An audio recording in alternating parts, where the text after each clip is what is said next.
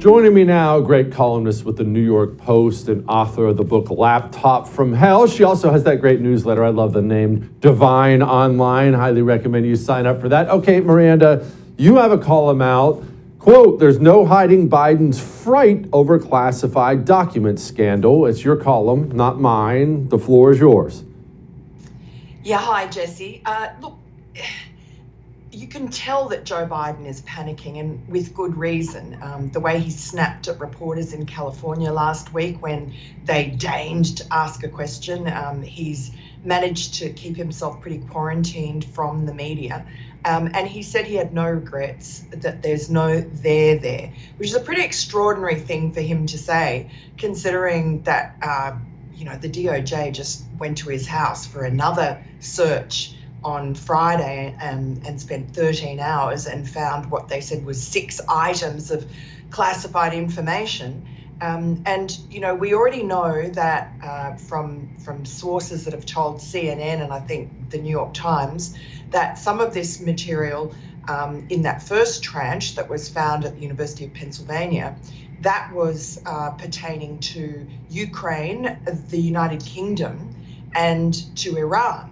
And so I had a look in the laptop, and there's one curious email that really stands out from Hunter Biden to his business partner at the time, Devon Archer. And it's on April 13, 2014.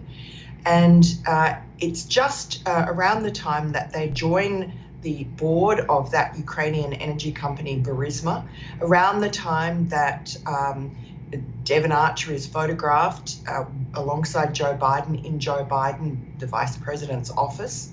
And that photograph was taken by Hunter Biden. And this was all happening around the same time. Now, this email that I found is very curious because unlike most of Hunter Biden's other emails in the entire 9 years of this laptop, it's very detailed. It's a very strategic document. It is very well informed. It's very lengthy. It consists of 22 bullet points. And among them is,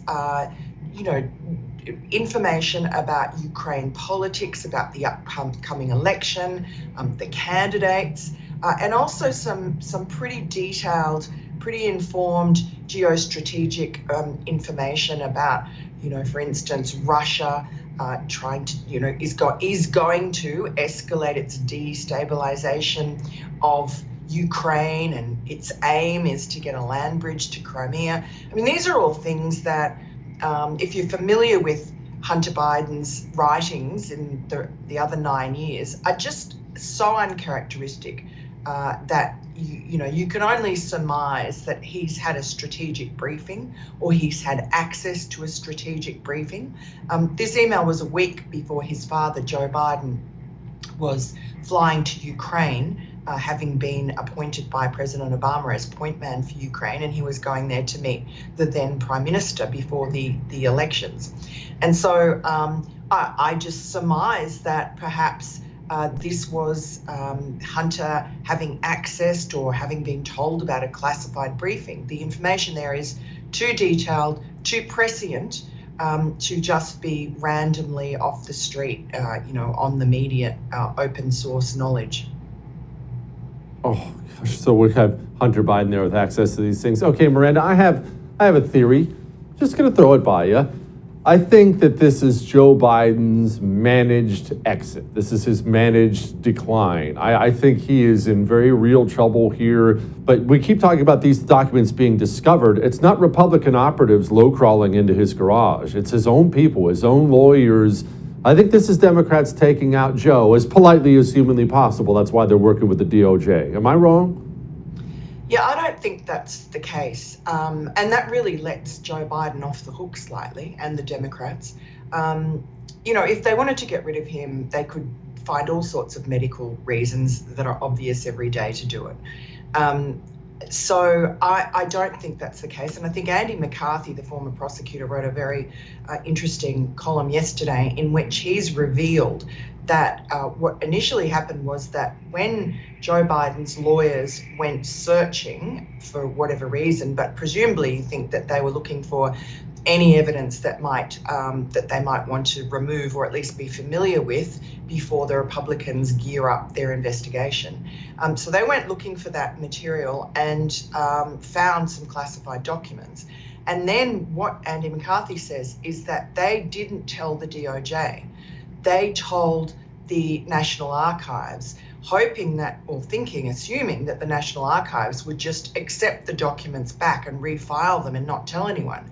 And unfortunately for Joe Biden, the Inspector General of NARA, the National Archives, he caught wind of it or was informed about it, and he then informed, as he should, the DOJ. That's why the DOJ became involved. And remember that that first tranche of documents at University of Pennsylvania were discovered, well, we're told, on November 2. Who knows if it was really that date, if it was earlier, but anyway, it was last fall. And this was a week before the midterm elections. So it was kept quiet for that reason, because it would have been very damaging to the Democrats before the election, because it just showed what hypocrites they are, and Joe Biden is, particularly when he points the finger at Donald Trump about his classified documents, when it seems that Joe Biden, who was, he's taken documents when he was a senator and when he was vice president. Unlike President Trump, he didn't have that power to declassify material.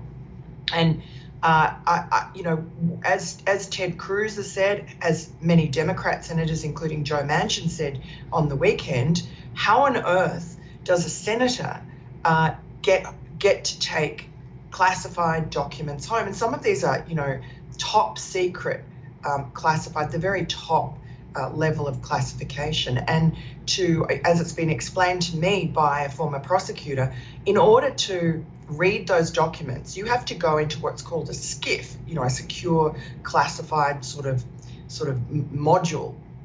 And there's a guard outside the door, there's a guard inside, they open the computer for you, they show you the information, you get to read it, but you can't take notes. If you take notes, those notes become classified as well. You cannot take anything out, you cannot photograph them or use your phone.